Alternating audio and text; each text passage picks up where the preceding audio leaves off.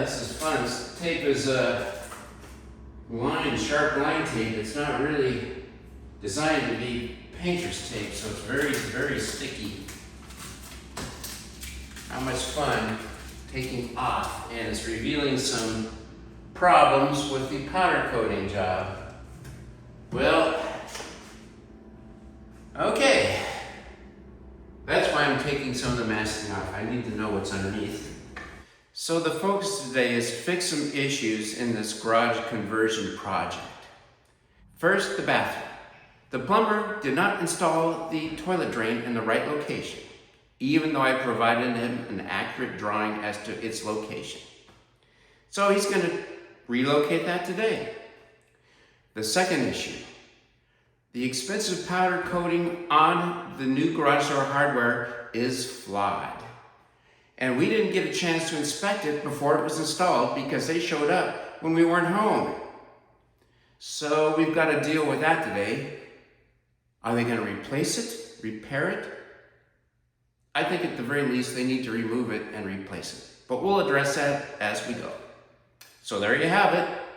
Kind of echoey in here right now because there's nothing but walls, painted walls and concrete floor.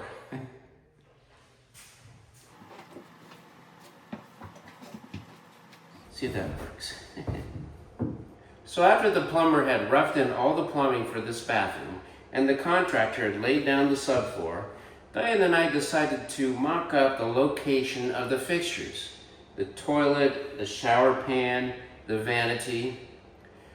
And that's when we discovered that the toilet drain was in the wrong location. Unfortunately, the plumber had it oriented going this direction, so the feet were right into the shower door. We laid it out to go this direction. I had even provided the plumber with an architectural drawing that showed the location of the fixtures. Well, it wasn't a happy day to inform him that this has got to be redone. The only way to do that, rip up a section of the subfloor and reroute the plumbing, which included both the drain pipe and the water line. So the contractor has already lifted up the flooring here to give him access and may require some removal or alterations of the floor joists. It's a big deal. I sure hope he can fix it. The plumber has decided he needs to rebuild this whole area to fix the issue. That's been done now, but now it's time to reinstall the subfloor. Tomorrow, the contractor's coming back to do that. To make it easier for the contractor, I cut out a cardboard template that's the same size as the opening with the hole for the drain. I also scraped all the glue and the pieces of wood that came up with the subfloor when it was pulled out. And I'm installing this little brace that will be a vertical support for this joist that now has two very large holes in it from the drain pipes. It's not the best fix technically, but I like to know that when I'm sitting on the throne, I'm not going to fall through the floor. This is the rerouted toilet plumbing. As you can see, there's a extra big hole cut out in this joist. For that reason, I felt it needed more support.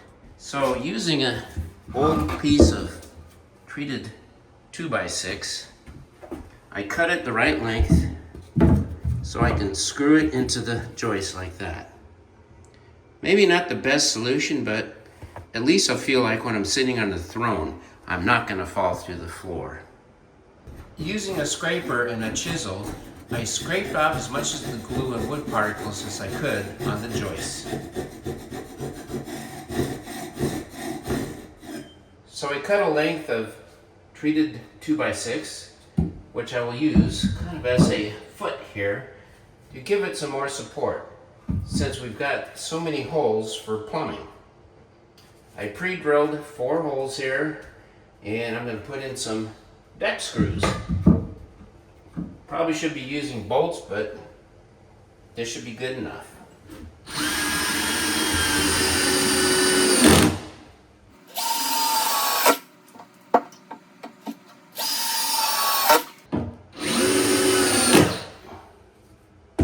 That should do it. Also, I measured the opening, including the hole for the toilet flange, and I cut out a template in this cardboard. That way, the contractor will have an easier time replacing the subfloor.